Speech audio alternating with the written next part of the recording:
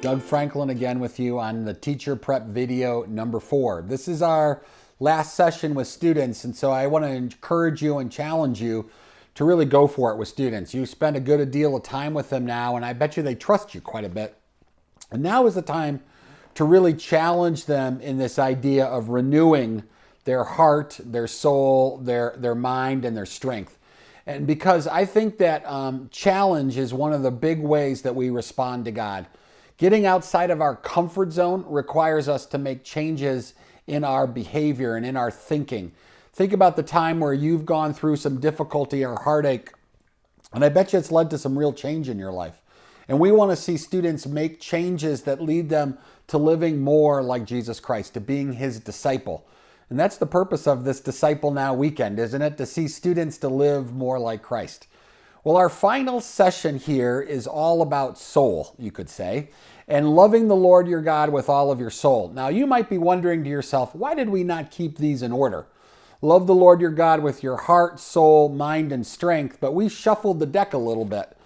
Well, the soul is really about your whole being. It's about everything.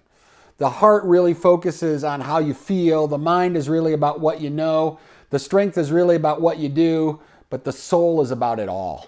And so we've put the soul here as the fourth one, loving the Lord your God with all of your soul and all that you have. We actually use the word vitality as the word to describe loving the Lord your God with all your soul. It's loving the Lord your God with all your vitality. There's a paragraph here that we put in your notes that is so well written and so well said, I couldn't say it better. So I'm going to read it for you. It's right out of your notes, and it starts right below the word goal. This small group lesson is designed to help you and your students go deeper into learning how to love God with all of your soul. Your soul is your vitality, it's your drive, and your value for life.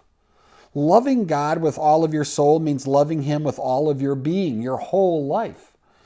In order to do that, you need to help students see their lives from a God-sized perspective so that they can begin making life choices based on living forever in sync with Jesus instead of just living here 75 years on earth and then going and being with Jesus. When students start making decisions from this perspective, their lives will be transformed. I kind of want to say amen to that. When they turn their whole life over to God and say, you're in charge, you're in control, I'll follow you. They start making decisions in life from a different perspective. The perspective of a disciple. And I think that that's really important. The challenge here is to give away your life. We used to sing when I was a kid, I have decided to follow Jesus.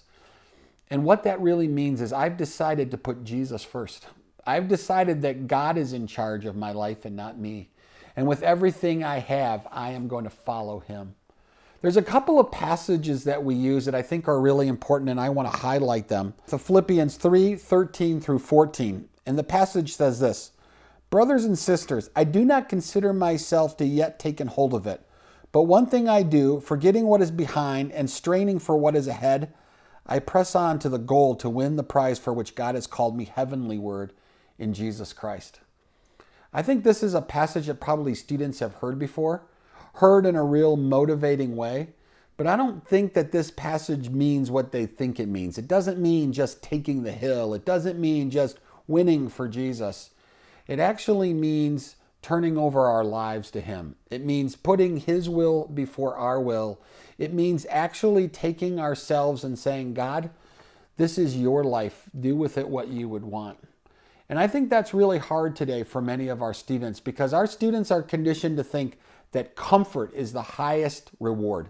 In other words, get the biggest house, biggest car, best job possible, make as much money as you can, and oh yeah, serve Jesus on Sundays, but try to be as comfortable as you can be. And I think what the Apostle Paul is really challenging us with here is that we are to live our lives very differently than that. We are to live our lives in a way that says, I'm going to give up everything that I think is important to put what God says is important first. And by doing that, we can make a huge difference in this world for him that'll bring glory to his name, that'll put him in a position where other people will say, tell me about your Jesus, I want to know more. This is a big challenge for our students to live their lives fully devoted to him. where they take every room of their life and they clear it out with their desires and their selfishness, and they put God on the throne of that room. And by doing that, they will really be saying, I am ready to follow you, for I have decided to put Jesus Christ first, and I will follow him. This lesson's a little bit shorter, but it really demands a response. And I want to encourage you to ask students, maybe one at a time, maybe individually, I don't know how you want to do it, but to ask them where they stand with Jesus, so that you and them will have a really clear understanding of what they believe and what they're willing to do to serve him. This can make a real difference in the lives of students. This is your last time with them. You may not see them for a while, I don't know, but make sure you spend some time really praying for them, really holding them up to the Lord, and encourage them to have them call you if they have any questions at any time. I bet you there's a lot of trust that's been built here, and I think you have a great chance to continue to disciple these students as you move forward. Thanks for investing in Renew. And again, it's all about loving the Lord our God with our whole lives. Let's do that, and let's worship him because of his great love for us. Thanks for all you're doing.